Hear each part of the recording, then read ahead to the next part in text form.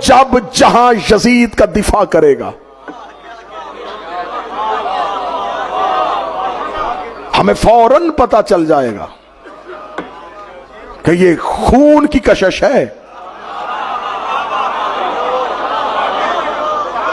जो मोहब्बतें आले मोहम्मद पे गालिब आ रही है। सवाल है मेरे अहले सुन्नत दोस्तों, सवाल है मेरा सुन्नी भाइयों, जाके तारीखों में पता करो कि आखिर इतनी सितम जरीफी, इतना जुल्म कि 50 साल और 50 साल के बाद जिस मिंबर पे रसूल बैठते थे, उस मिंबर पे कोई शख्स हाथ में शराब का जाम लेके बंदर को गोद में लेके बैठा हुआ। ये सब कुछ अचानक हुआ नहीं। अगर यजीद ने यह बैयत मांगी है तो उसके अंदर यह हौसला कहां से आया? इसका मतलब है कि उसे यह हौसला कहीं से मिला था। उसे पता चल गया जब मेरा बाप बिला शिरकत गैर दमिश्क में इस्लाम का ऐसा हाकिम बन सकता है कि वह अपनी मर्जी से अजानें दिलवा रहा है और अपनी मर्जी से नमाजें पढ़वा रहा है, और कैसे कैसे बदकिरदार लोगों को मुसलमानों के ऊपर गवर्नर बना रहा है।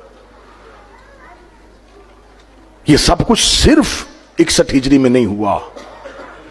मैं तुम्हें करबला 61 हिजरी से शुरू नहीं हुई, नबी की रहलत के बाद 11 हिजरी को करबला का आगाज हो गया था। हम करबला को 10 मुहर्रम से हम भी नहीं लेंगे। मेरी कौम के नौजवानों, अगर फलसफाई करबला जानना है तो करबला 10 मुहर्रम से शुरू नहीं हो रही। हमें पीछे जाना पड़ेगा 11 हिजरी में, जब पहली बार दरवाजा रसूल पे शोर हुआ था। यह करबला का आगाज है। मैं फजाइल पढ़ रहा।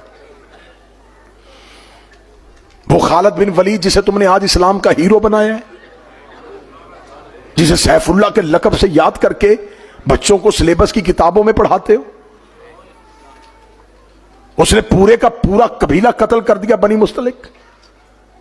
और तुमने आज किताबों में लिखा जी इसलिए कत्ल कर दिया कि वो ज़कात नहीं दे रहे थे, वो मुनकरीने ज़कात थे, वो ज़कात के मुनकर नहीं थे।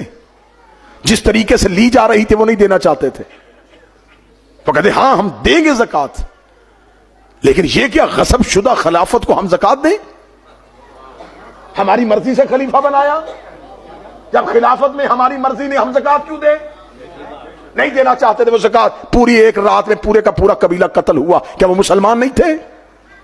उसी कबीले का मालिक बिन नवैरा जैसा सहाबी, जिसको उसी रात खालिद बिन वलीद ने मलाउन ने कत्ल किया, उसके सर की खोपड़ी जो है, उसका सर काट के आग के ऊपर उसकी खोपड़ी के अंदर हांडी पकाई गई।